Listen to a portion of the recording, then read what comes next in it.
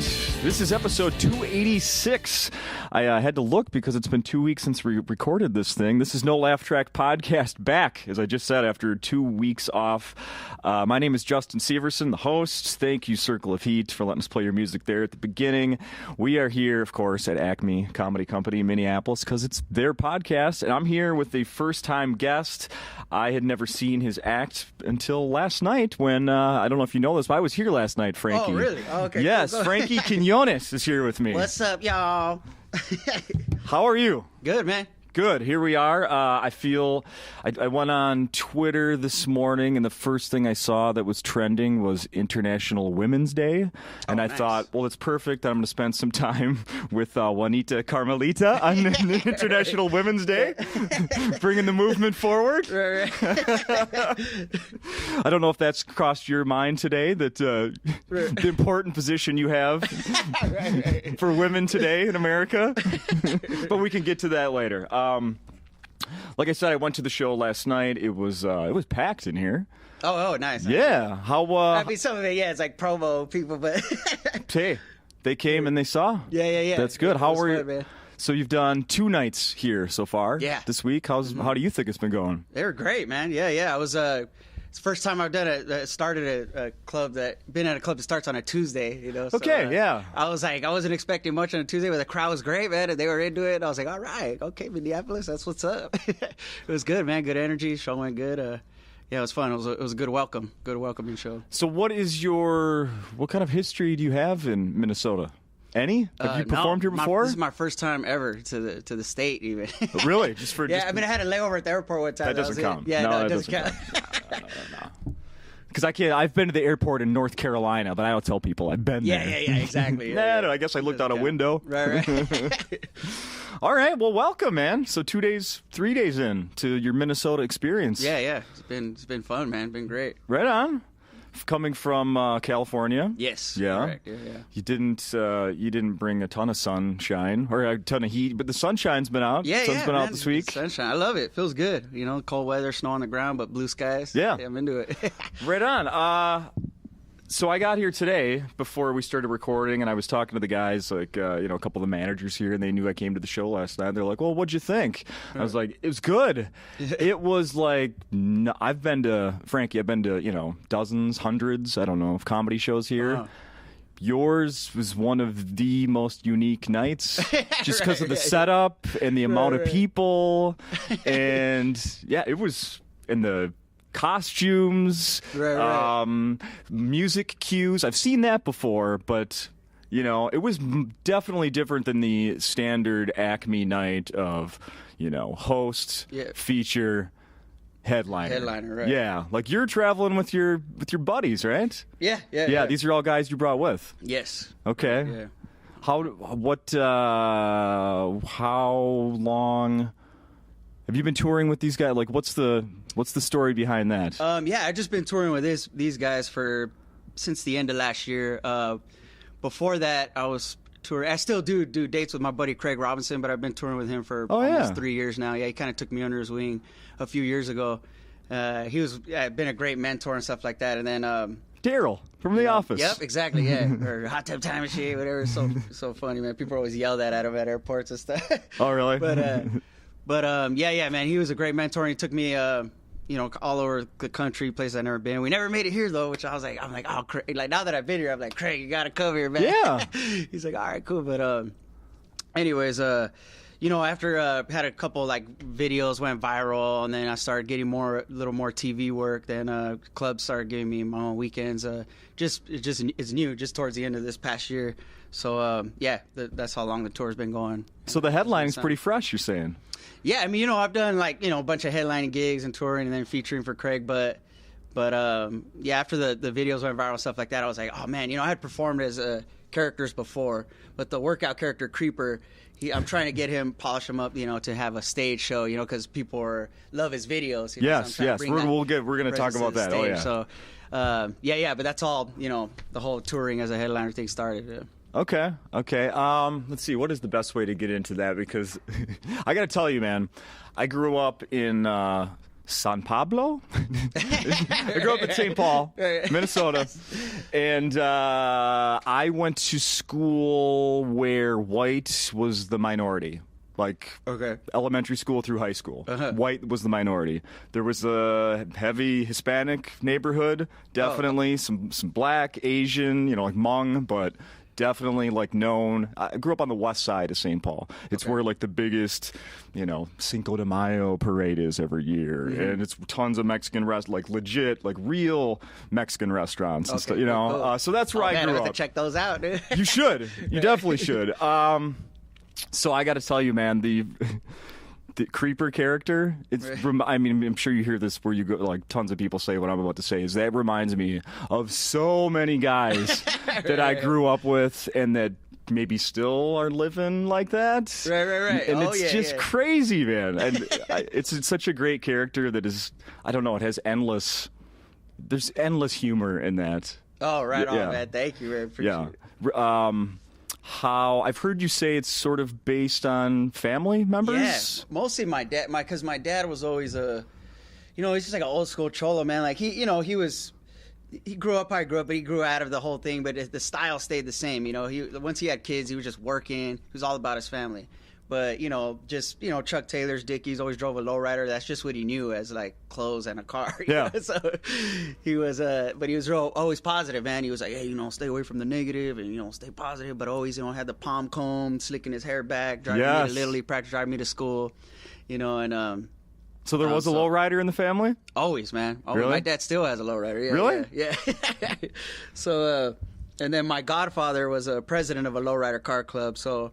Growing up, as a kid, I always went to car shows and stuff like that. And, so I was always around that whole, kind of culture, a lot of cholos and stuff. But, they were always, at car shows, even though there might be, like different neighborhoods there, everybody's there for the cars. So it's something that brought people together and they were able to just have fun and let all that, other gang life and stuff just check it at the door, And so, that's one of we still go down to my old neighborhood for the Big Cinco festival, and one of my favorite things is they do the lowrider car show. Yeah. Oh man, it's so fun. Man. Taking my little white daughters that live in the suburbs to see awesome that. I just love it. I just love it, man. All right, man. Like this is such a different culture than they're used to. Oh, right. I just love that, man. It's interesting. You see, that's really all their life. Man. They dedicate their lives to their cars.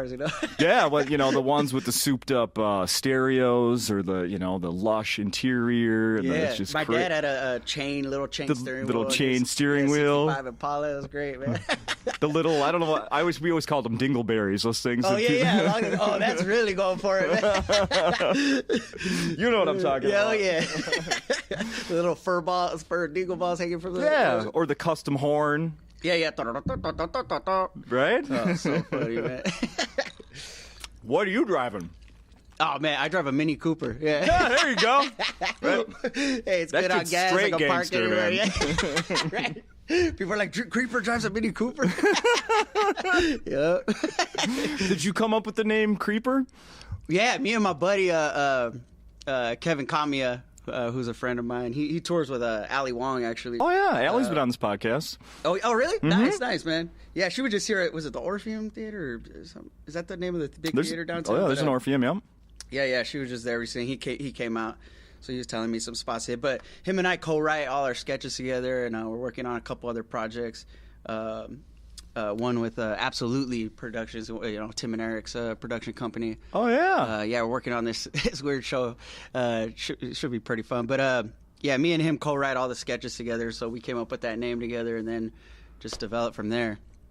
But, yeah, the whole Creeper thing, we did a video called Cholo Whisper, which was, this family got a creeper from the CRS, which is a Cholo Rescue Services, and then they he was having trouble acclimating back to society, so he was kind of catting off, giving him some trouble, so they call in Cholo Whisper to help him out. Yeah. So everybody was like, you got to make another Cholo Whisper. So I was like, oh man, well, what's the next step? And I was like, okay, well, he's gonna get a job. He's got to. I was like, what could he do? He's gonna have trouble getting a job. And I was like, oh, I know, he could teach a workout class in the backyard.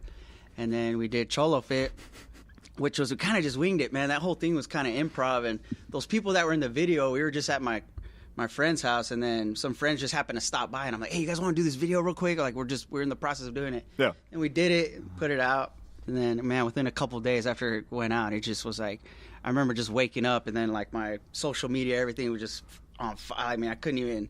It was overwhelming, you know, just like, it's crazy. Yeah, was there a big, like, this is the thing that made us break out huge? Was there one? Yeah, the first Cholo Fit video. Yeah. That was the one, man.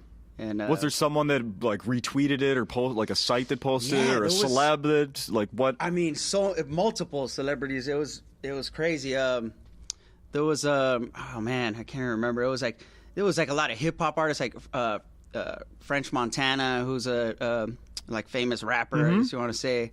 He started reposting it on his like sections of it. He kept reposting it on his Instagram and stuff, and then so people got a hold of it that way.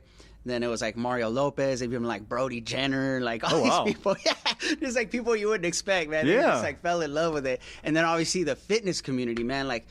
Paige Hathaway, who's a huge like fitness star, she reposted it on her Instagram. She never like even reposts anything, but she posted the video. She's like, I love this so much. Yeah. Because it can, because it has a tie into that world. Yeah, and I think it was just kind of that, like a perfect storm of things, and obviously, the Latino community, obviously, so relatable to them, but then. And then it was just the fitness community, and just all these things came together. And then so next thing you know, I'm getting messages from like Australia and Thailand and like places I wouldn't even know. I'm like, gosh, you guys don't even know what a cholo is, but they still embrace creeper for some reason. Yeah, I was going to ask you about that. Like, have you ever looked at the YouTube, like where you can see like different... regions of the country or the world. Like, this is really hitting in the Twin Cities in Minnesota. It's really hitting in, Texas, but in frickin' Iowa, nobody gets it. Like, have you noticed stuff like that? Yeah, they sent me because I did the videos through there's an online digital platform called Mas Mejor that was started by Broadway Video, which is Lorne Michaels' company. And so Broadway Video was sending me little statistics like that. Obviously it started out huge in California, but then Australia was a big one, which I thought was interesting. Yeah, that is. Texas was obviously big. Also, those markets, Washington, all that. But then I was surprised to see, man, even like the huge amount in the East Coast, Florida, and then, obviously the middle of America, the numbers were smaller, but they were still there. And it was just like, wow, it was kind of mind-blowing, but it was interesting. It was interesting to see. And then Canadians loved it, man. Like those people, because I say, Cholos say, hey, after like, hey, what's up, hey, how you doing? And so do Canadians. So they were like, which I thought was funny, man. And then Halloween came like maybe 2 months after the video went viral. Then a bunch of people dressed as Creeper. I was going to ask you that too. I was like, I thought about that this morning. I'm like, this seems like a freaking no-brainer for a Halloween costume. And it's easy, and it's like, it just cut off sweat, socks, a little headset. I thought of that earlier today and actually went on Twitter and searched going as Creeper for Halloween, but it came up with so many weird... Oh, yeah, because Creeper is like, yeah. Creeper's such a... It's Creeper from the Minecraft. It went to so many links of Minecraft. Yeah, you gotta put Cholofit. Yeah, you put Cholofit for Halloween. Costume. That's what I should have searched. Yeah. It's up there, man. It's so funny. It's funny, too, because there'd be like these... It was like this... My favorite one was this super... heavy-set Asian dude, and he had the whole tank top and the thing in the headset. It was so funny. Love it. The mustache. Yeah. Are people showing up to these live shows now dressed up? Yeah, some do. In some places they do. Yeah, a lot of women do. Some of the guys do that come out. Like there's whole like gyms that come out, like fitness instructors that come out with all their clients, and they come out dressed up, man. It's funny, man. Have any like legit health instructors, have they come on and be like, what you're showing people is not going to help anybody? Like, is anybody taking it seriously? Like, these squats are pretty lame, man. Stop bending your back. Not good for lower back. Yeah, right? Nah, I think for the most part they get that it's a joke, but I would say the only like negative backlash I have is like you get these real kind of conservative like Latinos that are like, oh, you're setting us back, feeding into these stereotypes and da-da-da, and it's like, all right, loosen up. Yeah. First of all, these are jokes. Exactly. And then second of all, it's like, I think it's good, man. I mean, my dad still talks like Creeper. He's like, so I'm like, Or so you saying my father's like setting us back? Like he's a successful dude, man. He Yeah. works his ass off, and so it's like, other than that, it's fine. I think people. Yeah, you say that, and then I'm like, wait a minute, I'm white and I'm laughing my ass off. Am I being racist? But no, way, man. And it's like the thing is Creeper's not. He doesn't feed into like violence or he's a positive dude, So it's like, that's a good point. No reason to laugh at that. Yeah. That's a very good point. God, I just love it. When I was in college, I went to college in Duluth, Minnesota. Okay. And I think it was a sociology class. They had us do this thing where they wanted us to do an experiment where for one day you needed to dress like you normally would not dress, and then take notes and see how people, treated you. Like, did they treat you differently or whatever? Yeah, right? Yeah, that's a good exercise. So what I did was busted out one of my flannel shirts, only buttoned the top button. I put a bandana around my head. I'm not kidding, man. I had some khaki pants, and I did not have starch, but I did my best to frickin' crease the front of them. Hell yeah, absolutely. Tried to look like what that image was in my head, what it was like with the guys I grew up with, and I didn't. The idea behind the experiment is really good, but I don't feel like it really worked because in college everybody's doing right, my best friend had green hair. It's like right, yeah, everybody's who are you gonna look at? Who's standing out more, me dressed up like a white cholo or freaking my white buddy with green hair? I mean, we're both there was always one white cholo in the crew though, That's true. That's true. Or right. Milkweed. Milkweed.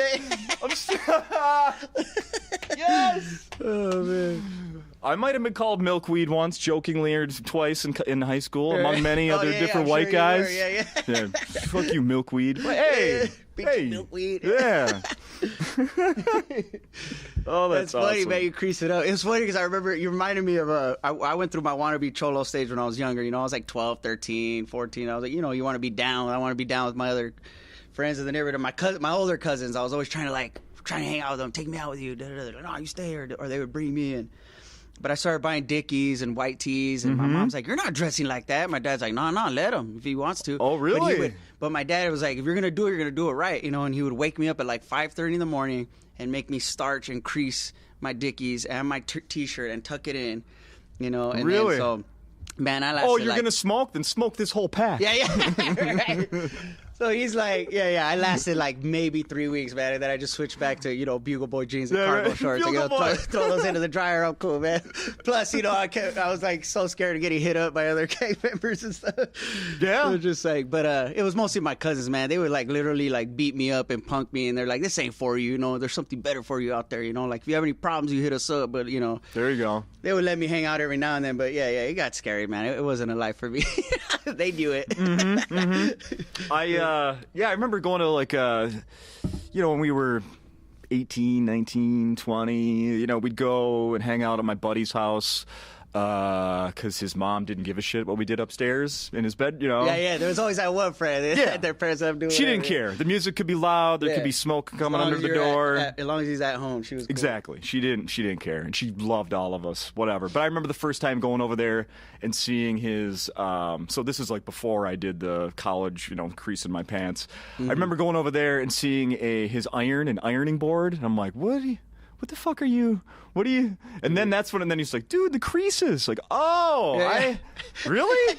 Okay, right on. Yeah. You're doing them in jeans too? Okay, whatever. Oh, yeah, I don't know. Cholos will do them in jeans for sure. Get this shit crisp, man. Yeah. You probably could cut a piece of paper. Get a paper cut. Yeah.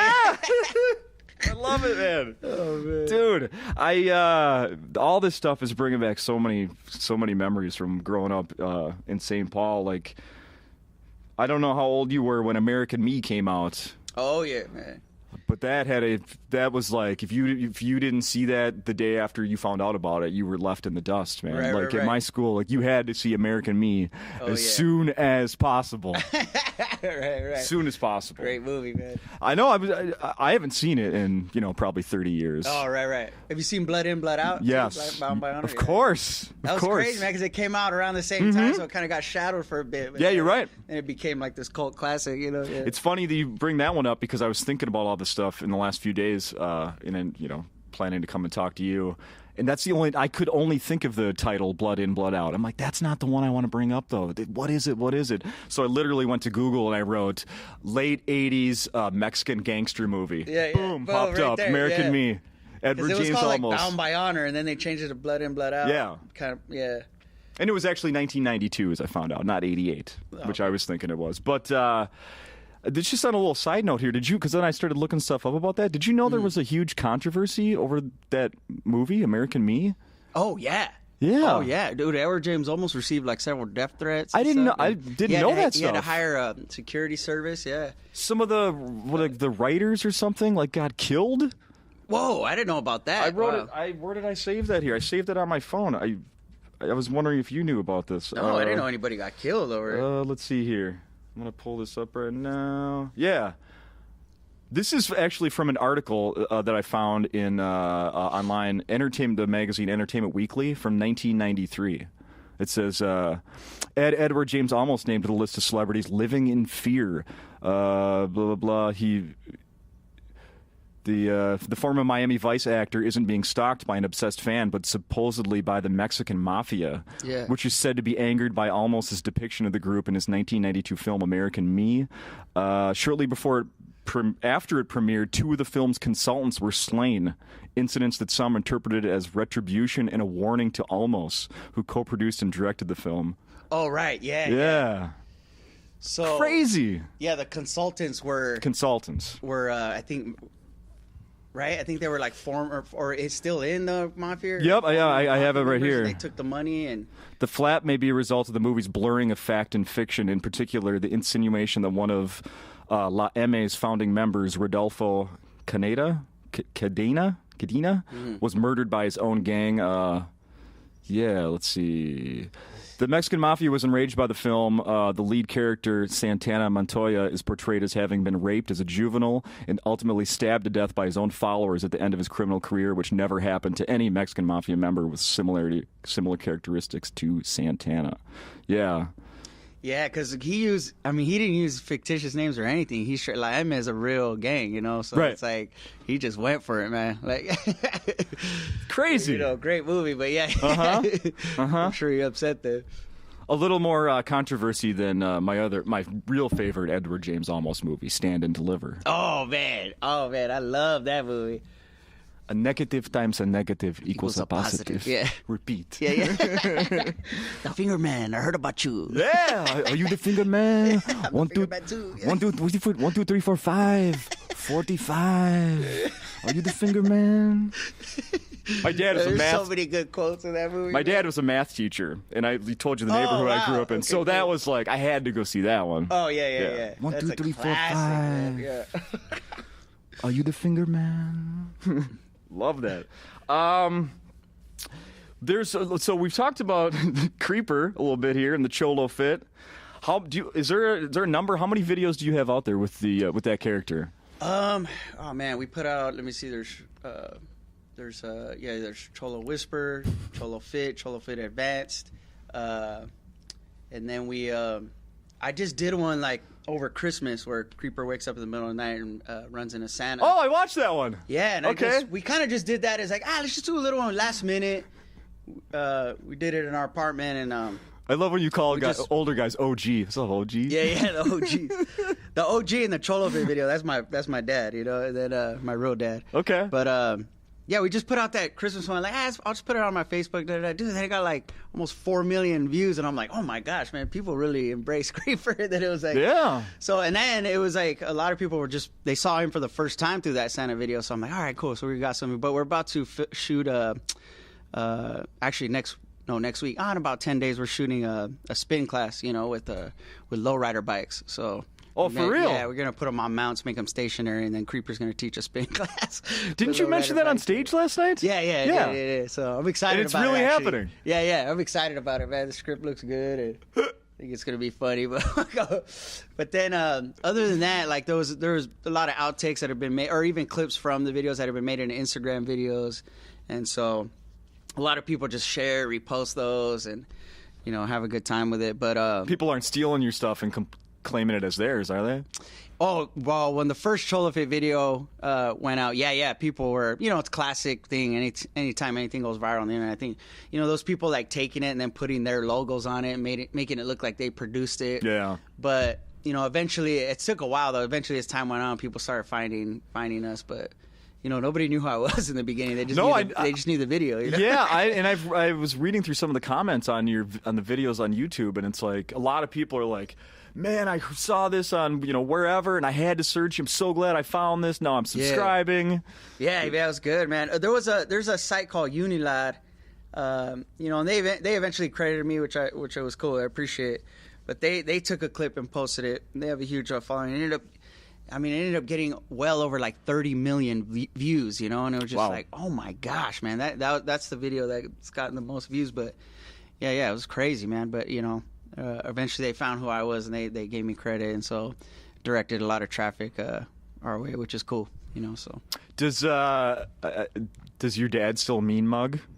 Yeah, man, he's still. It's funny, like he's such a good dude, but any picture you see him and he's just not smiling, I'll be like, Dad, smile, and then he just like moves his head a little bit, but that's not a smile, man. But he has his big old mustache too, so that's just him, man. It's how he grew up, so he just like. I got a couple of questions. First of all, you just said the mustache. When you first started growing in, like when when puberty hits, did you let that peach fuzz grow? Like, I'm gonna get the mustache. Sure, man, for sure. Did you have the peach fuzz? Yeah. I remember, first I'm like, oh man, it's almost here. Now I'm like, gosh dang it, I gotta shave every day. Because I remember so many of the freaking Mexican dudes I grew up with. Like, come on, man. Just right at the edge right here. Yeah. Like, hey, it's coming in. Yeah, it's coming in. Come on. It's like, come on, bro. You better just keep trimming that for a few more years. Yeah. Few more years, man. So funny, man. I could tell how that hair's as soft as the stuff on your head. Right. Come on. Anyway, so I asked about the mean mugging because that phenomenon, that the fact that exists, I love it so much. I love that exists. Right. You gotta look tough, Yes, because and I still see it. There is a, thanks to Facebook, you can still kind of keep in touch to people, with people from your past, high school, grade school. And so I'm friends with people that I grew up with, and there's this one woman now who married, I'm definitely not using any names, I don't want to piss anybody off too bad here. Right. But there's a woman I went to school with. She married a guy we also grew up with, and he's a little guy. He's like, I don't know, 5'1", 5'2". They have some kids now, and she posts pictures of the family. I've never ever seen a picture of him not freaking mean mugging the camera. And he's a little guy. Like, dude, oh, you're so hard, man. And then they're little boys. I've noticed in particular when I see pictures that she posts, the one little boy, he's got to be like 3 years old. Never smiles. Completely taken after his dad. Like a fucking 3-year-old mean mugging. Come on, That's man. hilarious. I could show you when we're done here. Posing with one of his toys, just like. Man, I don't even like this Transformer. Yeah. I swear, it's like, oh, I love that has been passed down from generation to generation, man. And to this day, though, the dude that we grew up, the husband, still no freaking smiles ever over the years. Like, not even he's never even like accidentally caught him smiling and put it on Facebook. Right. Dude, that's such a classic thing, especially in the. Yeah, all my cousins, everything, even when they dance, or when they're partying, they're just like, I got the elbows up and they're just mean mugging, but you go up to them like, hey, man, you all right? Yeah, I'm having the time of my life, and it's like, well, you look pissed, but all right, at least you're having a good time in your mind, Yeah, right. Okay, I'll believe you, I guess. Yeah. No, that's not what I'm seeing at all. Yeah. No. Oh, anyway. I love the mean mug, man. That's so freaking awesome. How about, in honor of International Women's Day, we should talk about your other character that you do. Oh, yeah. Juanita Carmelita. Carmelita, yeah. What's up? Who kind of looks like Snooki. Oh, man. Yeah. I just need to spray paint myself orange and it'll be all good, yeah. Kind of looks like Snooki. The new wig I got looks like, because we were at the Sacramento Punchline last week or the week before, and it was last week, and I left the wig that I had hanging like on one of the bulbs on the vanity mirror, because it was a separate switch to like turn it on. I was like, oh, nobody's gonna turn this on, but I guess the cleaners came in overnight and they turned on every light, even like the dimmers on the vanity bulb switch, so my wig caught on fire. Oh no! Yeah. You burned down a comedy club last week? I mean, it didn't burn down, but it was But yeah, it caught on fire, and then so the manager called me. She goes, I think it's okay, though. But she wasn't there the night before on the first night. Oh. So she didn't see what it originally looked like. So it got all froed out on one side and was like, had like a light bulb burn, like ball burn in it. Oops. So I had to wear it like in the show. You did have to go with it. So it was hilarious, man, So anyways, I got a replacement here, and it looks like a Snooki wig, but it's all right. I'm trying to work it out. Yeah. Now, okay, so who is that just based on? Mostly based off my mom, and then really? Women I grew up around. Yeah, my mom's kind of just real she's real like positive, but kind of has attitude, like, you know, my way or the highway, but I love you. You know. Mm-hmm. Mm-hmm. So. But yeah, she's a good time, man. I've probably been doing her on stage the longest. Oh, really? Yeah. So let's go back. So where were you first doing this?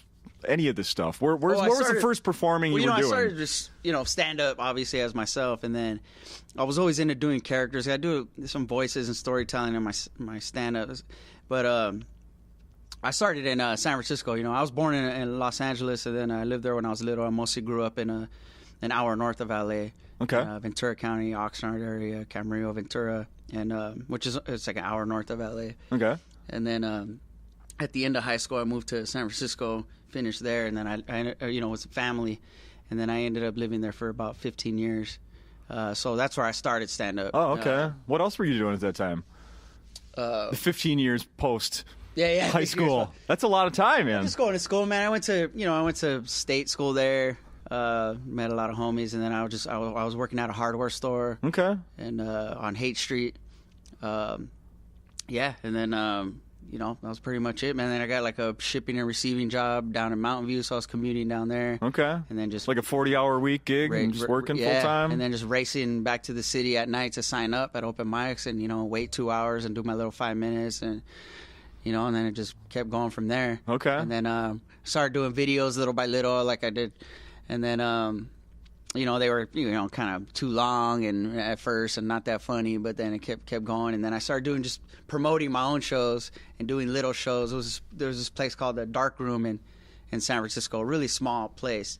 It's unfortunate it closed now, like a lot of places in San Francisco. But I started doing shows there like every other month.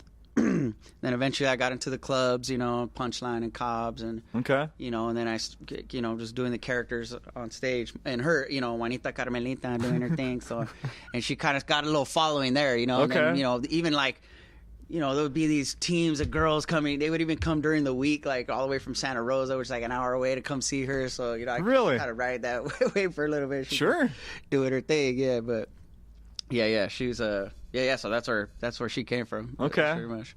Was there any of your homies give you a hard time for dressing up like a woman ever? Oh yeah, man. Oh dude. Actually, most of my homies like embrace it just because they're like, if you just look at like what it looks like, but then they would go to the shows, they're like, oh, this shit's funny, That's what I love about, because obviously, the Latino, black communities, there's a lot of homophobia in there, and we grew up around a lot of homophobia. Yep. And, it's unfortunate, but it's part of the deal, man. And then there's a lot of dudes that are just so stubborn about it, especially like, man, OGs, I love Creeper, and then they come out and they see me dressed as that, they're like, what? But I love it when I have because the streets come out to see me depending what city I'm in, but which I love and I appreciate, man. And it's like, because it's a positive experience, but I love it when it's happened multiple times where it'll be like, straight up cholo, like real cholos come up and they come to her like, hey homie, like I saw you come out and you were dressed as a hyena, and I was like, what?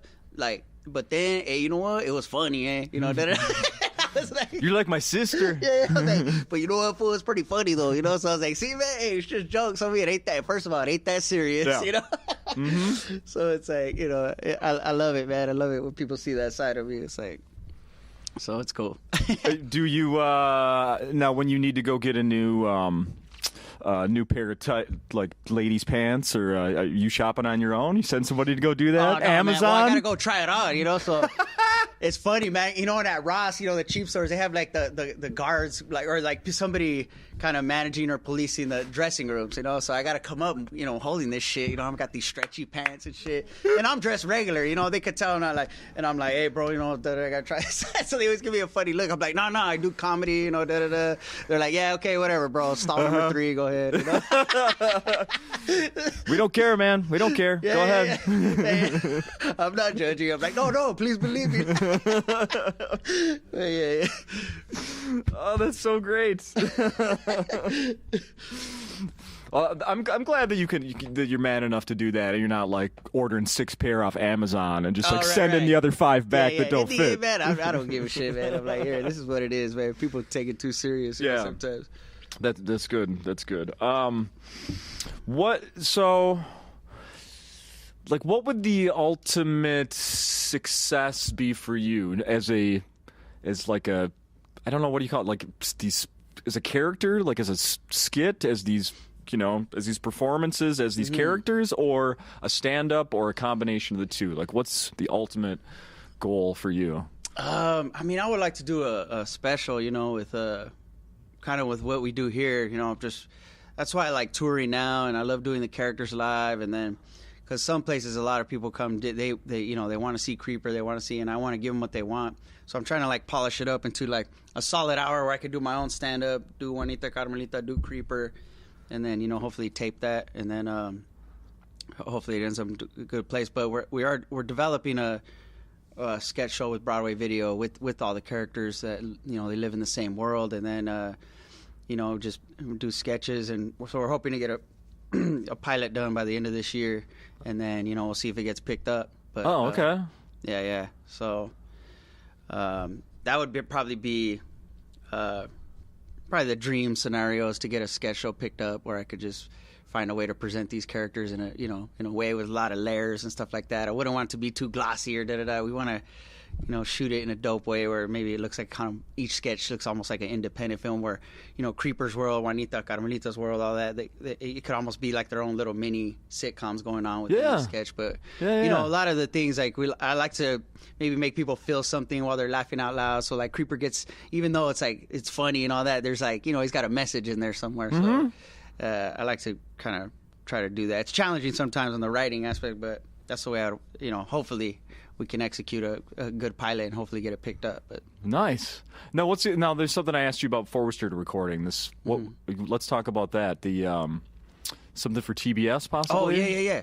So that was like, man, that was kind of like the game changer for me, just as a performer. I mean, it was like, it was a group of friends that we all met in San Francisco like 10 years ago. So it was me and my friend Donnie, my friend Corey, and then us 3 are on camera. Then our buddy Rob is a director, writer, and he's behind the camera. And he also shot all the Cholo Fits, all the Juanita Carmelita videos, all that stuff. Okay. And so we kind of got our little crew. But we started a sketch group called the Dress Up Gang.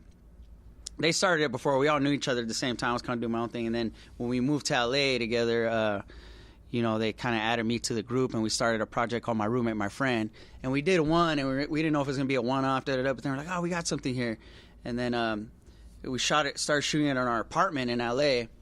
It was where, you know, kind of Corey and Donnie are the driving force of the show. They live together, and I play the neighbor, even though we all still live together in the house. But I play Donnie's best friend that, like, lives down the street. But anyways, it's kind of dark, subtle, dry humor. You know, I really enjoy it, man. But anyways, we started doing a web series. We started showing it at shows in LA, like before shows, and people started really liking it, and some industry saw it. And then this producer, Dave Kneebone, he really liked it, and then so he started giving us money to keep developing the web series. Okay. So, you know, just like a few grand or something. Just so we were doing it for free anyway. So we're like, oh, cool. You're gonna give us $3,000 for each video, like crazy. Here we go. And then but we all had our day jobs still and stuff like that. Anyways, long story short, we shopped it around after we did 10 episodes of the web series, and then TBS and Comedy Central took interest in it, and then but TBS kind of doubled the offer for pilot, so we went with them, and then we shot a pilot. But they ended up sitting on it for like 6 months, so we didn't think they were gonna pick it up. We're like, man, well at least we learned, and hopefully da. Then all of a sudden we get a call, and we were actually we were playing basketball that day, and then we came back and we were all at Rob's house, the four of us, and then our producer called and he goes, hey guys, hate to be the bearer of bad news, but you just sold the show to Turner Broadcasting System. And we're just like, what? Yeah. I was literally delivering sandwiches that morning, like for money, Yeah, sure. so I love stories like that. That's how that happens, man. Right, yeah, man. Oh man, I thought it was going to be another shitty day at work, and then bam. Mm-hmm. Oh, that's great. Yeah. So you've done 10 episodes? Yeah, so we just finished 10 episodes. They built a replica of our apartment at a stage in Burbank, and so we were driving from our apartment to go to our apartment. It's kind of on some Wayne's World shit. How cool is that? Yeah. Like, what? But it was Wayne's World. Yeah. Right. And they nailed it, man. We're like, okay, they're gonna make something that looks like it, dude. They had people coming to our apartment taking pictures. They nailed it, man. That first day we showed up, our apartment was built like in 1930. But they nailed it, like the crown molding, even dirty spots on the wall, everything. Amazing. Just, like, crazy, dude. Wow. And it was pretty much just a bunch of no names, us, and then Andy McDowell though hopped on board, and she plays our neighbor, and so really, I know, right? How random is that? Andy McDowell, yeah, she's like, you never even seen her like comedy, but that's what? Yeah, it was great, right? Yeah, and I was just like, what, dude? Like that was like my first crush ever. Like on Groundhog Day, I was like, oh my gosh. You're reading my. I remember cutting a picture of her out and putting it near my desk. Like, right? I had a huge crush on Andy McDowell. Dude, man, yes. I was so nervous to meet her, dude. I was so nervous. Like, she could have been more nice. She would come in and do script reads with us, like the first time we met her. And we are just like, oh, thank you so much for doing this. And just like reading lines. And then, man, the first scene I had with her, I was like, couldn't even sleep the night before. I was like, come on, dude, like, like, and then, she couldn't have been more nice and made me feel more comfortable. Awesome. You know what I mean? Yeah. So we just finished it, man. We just finished shooting 10 episodes, and but like you said, I don't know. We don't have a premiere date yet, so worst scenario doesn't make it. But if it doesn't make it on TV, we're hoping that it still does. But if it doesn't make it to TBS, I think it'll find a home somewhere. So that's good. Yeah. So that's good. It looks great, man. Everything came out great. I think it's funny, and then that'll be So hopefully it all works out. But so so you're not, that character you're doing on there is nothing. No, I play Frankie. I'm just like a regular dude. Just a regular dude. Which was funny because when we found out the show got picked up, like that was like the game changer for me. Like that was because we had to get right to work. We had to start writing. I was in the writer's room with them. And then, I was obviously acting in it. So we were just busy, man. It was like 10, 12-hour, sometimes 15-hour days, shooting and all that. Because, but, we put out Cholo Fit after I found out that news, so the Cholo Fit thing was going viral while we were like busy with this thing. So everybody's like, oh, hopefully it leads to other things, not knowing that I was already working on this TV show, like with a replica of my apartment, So so I would just be like, yeah, I hope it leads to other things too. But it was, it was just time to go to work. But it was cool, man. It was great. What about, that's really, great I wish you luck on that. Yeah, for sure. How about other acting, or I saw you did some voice work on a movie?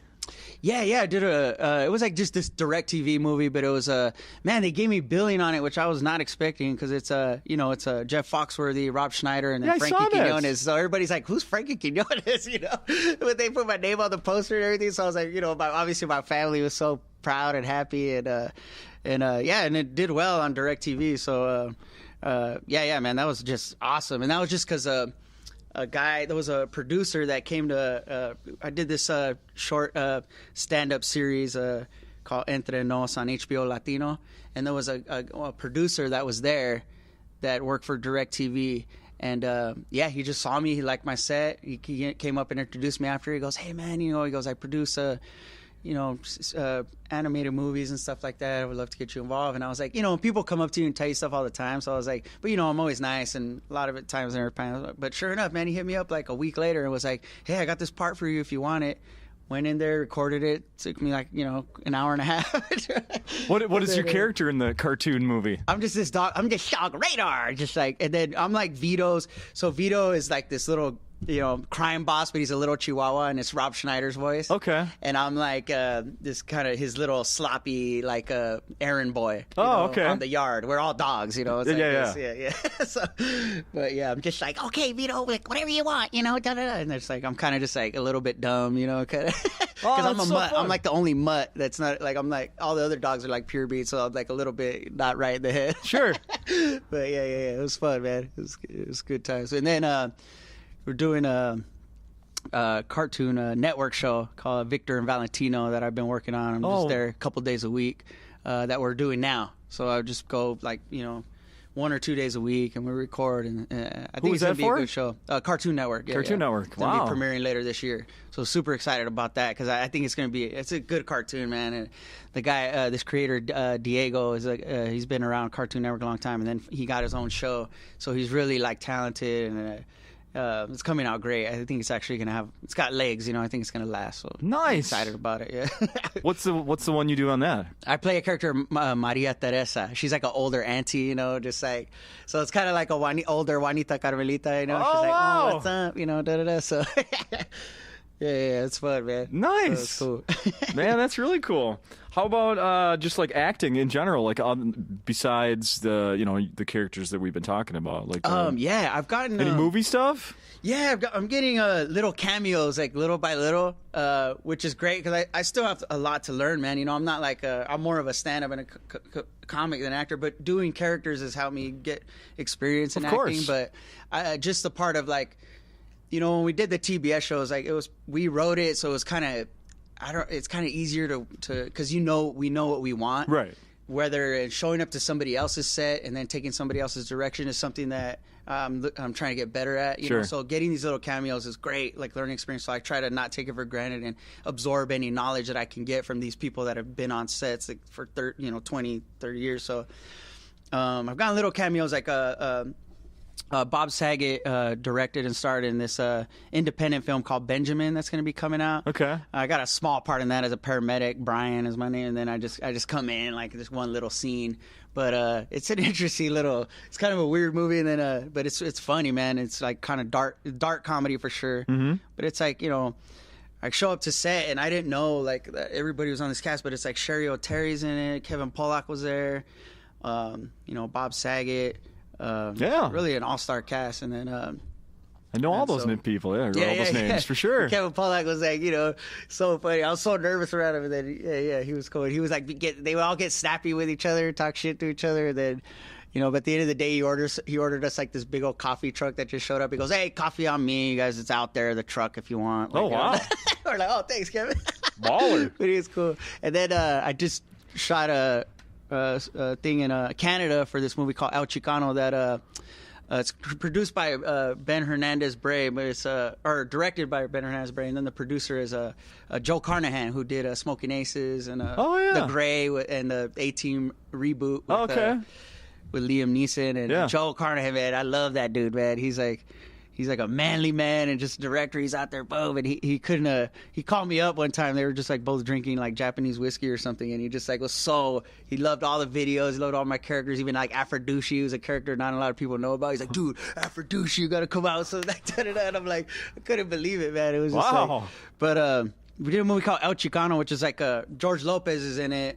And Kate Del Castillo and like they got a pretty good cast, but it's funny because we shot it in Calgary and they have neighborhoods that look like East LA, but it's like cheaper to shoot there. Yeah, that happens a lot, doesn't it? Right, yeah. All the Canada time. doubles for all these places in the United States. Right, dude. But I showed up and I'm like, dang, it does look like East LA. It's so crazy. But that one I'm really excited about because I'm like a comic relief in that one. So cool. Yeah, it's good. So that should be coming out later this year. I'm really excited about that one because I think it's going to be a good movie. It's like a action, like superhero movie. Oh, wow. Yeah. So like the El Chicano guy, he has like a suit and thing, and You know, he does a lot of fight scenes and stuff like that. Oh, so, wow. Yeah. I'm excited about it. Oh, that's very cool. What I want to talk about you got some serious merchandise out there on the Oh yeah. Oh on the my Cholo gosh, Fit. man, dude, they went overboard. I mean, or not overboard. Yeah, but it's like baby onesies and mugs. It's just like even the cutoff sweats they sell, dude. Yeah. They're actually pretty quality, man. Like that's pretty good, man. Yeah. If I buy the cutoff sweats, they're not gonna like unravel. Do they? No, they put no, a stitch in the that's what bottom. I'm saying. They're quality, dude. Like they sent me a couple pairs. I was like, oh man, they're gonna be these cheesy things. The lettering coming out. I caught them. I'm like, oh my gosh, these are actually like thick and comfortable. They can wash. Yeah. They're great, man. But I got, people send me pictures of their babies in the onesies, like Creeper's my homeboy, and it's like this little baby wearing. I mean, it's just mind blowing, man. Like, who would have thought? Isn't that great, man? Yeah. What was the one I was going to bring up to you? The coffee. Oh, energy tamales. Yeah. Fuck, dude, that is so funny. Yeah. Or the smart chata. Yeah. Oh man, energy tamales. Oh, that's great. That is so great. Energy tamales. I just had some tamales this week, as a matter of fact. Oh, nice. Yeah. Yeah. From a restaurant, though, not homemade. So probably not as good as they can be. And then at the shows that you mentioned when I was at the show last night, that after the show, people come out and get a picture with you, and you're selling. You don't have all the T-shirts and shorts and stuff here, but what are you selling here at the show? No, yeah, just all that stuff's online. I just sell my little motivational poster. It says, whatever. Life can be like whatever, and a lot of times people, they're dumb. It's so silly, but if you think about it, that makes sense. Man. That's deep, But yeah, all the other stuff's on cholofitshop.com, and then it's just kind of it's way too much to carry around, stuff like that. But it's like it's good. It's cool that it's available, but I don't like to shove it down people's throat like buy stuff, But it's there if you want it. Yeah, that works. That works. Is there? I'm looking over the notes. Is there anything else we should be talking about here that we should be promoting or mentioning? Like where you are? Well, social media. How active are you? Where are you? Yeah, I'm mostly on. I'm not a great Twitter guy, but I'm on Twitter at Frankie Quinones, and then I'm a more Instagram guy, visual person, but Frankie Quinones on Instagram, FRNKIEQUINONES, and then Cholo Fit Creeper's got an Instagram. Oh, okay, I didn't know that. Oh yeah, he's got way more followers than I do. Does that frustrate you at all? No, not at all, man. Like people ask that a lot. Did it too. ever? Sometimes, I mean, every now and then, if somebody's like, if I'm doing my stand-up, because sometimes I'll go do sets as my regular self in LA or something, and then people like realize that I'm Creeper, or they know, that Frankie Quinones is a Creeper, and they'll be like, Creeper, hey, give us Creeper, and I'm like, all right, man, yeah, just try to do a regular Has anyone set, ever come up to you and been like, hey, have you ever seen these Creeper videos? Yeah. They are funny, man. You should do something like that. That would be funny, man, dude. You should do that, man. I don't know who that guy is. It's working for him. You should do something like that, man. That's what's working right now, man? Oh man, it's hilarious. Do you remember? And I got a freebie for you. Which you're gonna roll your eyes at, but I'm gonna tell you anyway. And I'm gonna do it all day, man. I know. Yeah, I'm sure you do. And I'm gonna do it on the podcast, so everybody's gonna hear it to listen. Remember there was a workout. Not a video. Well, they sold it on television, and they would come with a video for installment payments of $80. Solo Flex. Do you remember that? Solo Flex? Oh, yeah. I remember Solo Flex. Cholo Flex. Yeah. right. Have you ever thought of that? Has anybody ever said that to you? Cholo Flex. And you got your own freaking workout video. Or, I mean, the videos you're already doing. The equipment. But the equipment. Right. The licensed Cholo Flex equipment. Huh? Yeah. Huh? All right, We're gonna be rich. Yeah, I just wanted to allow 1%. That's what's up right there, homie. Let's do it. Cholo Flex, man. Come on. It's all there. You could be the white boy in the class, the Cholo Flex in the video, or the, what do you call it, infomercial, homie. Yeah. I'm ready. I'm in costume right now. Be like, see, it works for white people too, homie. And then you're right there. Yeah. I'm ready. Whenever you're ready. You just give me the nod. Oh, I want to give you compliments on your beatboxing. Oh, thanks, that was man. really good during the show last night. Oh, thank you, man. Yeah, that's just something you messed around with as a kid and then figured out an excuse to do it on stage? Yeah, exactly. That's what happened. I've learned it. I was like in fifth grade, sixth grade. I would get in trouble for clowning around in class all the time, so I'd sit on this brick wall for recess. I'd be on detention. Yeah. And there was a kid that was like 2 grades older than me. He was on detention also, and he could just hum and do a beat at the same time. You're like, So I was like, what? How do you do that? And we had detention the whole week. So he was like, here, man, just hum something for a while. Anything, you know, and then get the drums down separately. And then he's like, and eventually you're able to bring it together. He's like, you won't even have to think about it. So I was like,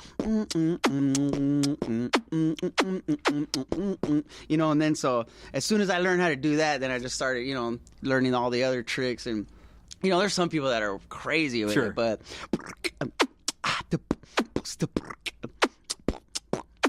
I know. And they could throw other characters in there, but you know. But I always do it in the shower. It just became like my whistling, you know. So, I love to do it. So, I look for cheesy excuses to do it on stage. Good for you. And I love that you threw in the I know. Because I recognize that from the show last night, too. That was definitely one of the highlights. I know.